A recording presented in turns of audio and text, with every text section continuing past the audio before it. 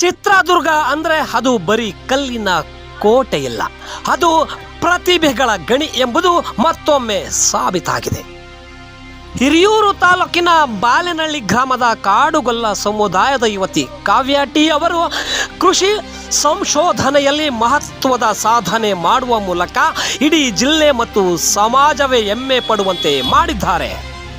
ಹೌದು ಪ್ರಿಯ ವೀಕ್ಷಕರೇ, ನವದೆಹಲಿಯಲ್ಲಿ ಪ್ರತಿಷ್ಠಿತ ಭಾರತೀಯ ಕೃಷಿ ಸಂಶೋಧನಾ ಸಂಸ್ಥೆಯಲ್ಲಿ ಸಂಶೋಧನಾ ನಡೆಸುತ್ತಿದ್ದ ಕಾವ್ಯ ಅವರಿಗೆ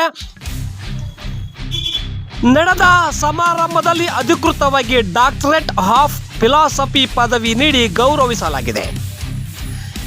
ಕೇಂದ್ರ ಕೃಷಿ ಸಚಿವರಾದ ಶಿವರಾಜ್ ಸಿಂಗ್ ಚೌಹಾಣ್ ಅವರು ಕಾವ್ಯ ಅವರ ಸಾಧನೆಯನ್ನು ಶ್ಲಾಘಿಸಿ ಪ್ರಶಸ್ತಿ ಪ್ರದಾನ ಮಾಡಿದ್ದಾರೆ. ಹಾಗಾದರೆ ಕಾವ್ಯ ಅವರ ಸಂಶೋಧನೆಯ ವಿಷಯವೇನು? ಬದಲಾಗುತ್ತಿರುವ ಹವಾಮಾನ ವೈಪರೀತ್ಯದ ನಡುವೆ ಕಾವ್ಯ ಅವರು ಸಂಶೋಧನೆ ಅತ್ಯಂತ ಮಹತ್ವದ್ದು ಎನ್ನಲಾಗುತ್ತಿದೆ. ಭತ್ತದ ಗದ್ದೆಯಲ್ಲಿರುವ ಸೂಕ್ಷ್ಮಾಣು ಜೀವಿಗಳನ್ನು ಬಳಸಿ ಸಸ್ಯಗಳು ಹೆಚ್ಚು ಬೆಳೆಯುವಂತೆ ಮಾಡುವ ಮತ್ತು ಮಣ್ಣಿನ ಫಲವತ್ತತೆಯನ್ನು ಕಾಪಾಡುವುದು ಹೇಗೆ ಎಂಬುದು ಕುರಿತು ಇವರು ಅದ್ಭುತ ಸಂಶೋಧನೆ ನಡೆಸಿದ್ದಾರೆ. ನವದೆಹಲಿಯ IAIRನ ಪ್ರಧಾನ ವಿಜ್ಞಾನಿ ಡಾಕ್ಟರ್ ಗೀತಾ ಸಿಂಗ್ ಅವರು ಮಾರ್ಗದರ್ಶನದಲ್ಲಿ ಕಾವ್ಯ ಅವರು ಈ ಸಾಧನೆ ಶಿಖರ ಏರಿದ್ದಾರೆ.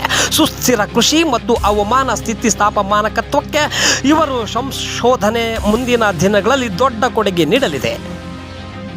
ಗ್ರಾಮೀಣ ಭಾಗದಿಂದ ಬಂದ, ಅದರಲ್ಲೂ ಕಾಡುಗೊಲ್ಲ ಸಮುದಾಯದ ಯುವತಿಯೊಬ್ಬರು ದೇಶದ ರಾಜಧಾನಿಯಲ್ಲಿ ಇಂತಹ ಸಾಧನೆ ಮಾಡಿರುವುದು ಹಿರಿಯೂರು ಮತ್ತು ಚಿತ್ರದುರ್ಗ ಜಿಲ್ಲೆಯ ಜನರ ಸಂಭ್ರಮಕ್ಕೆ ಕಾರಣವಾಗಿದೆ.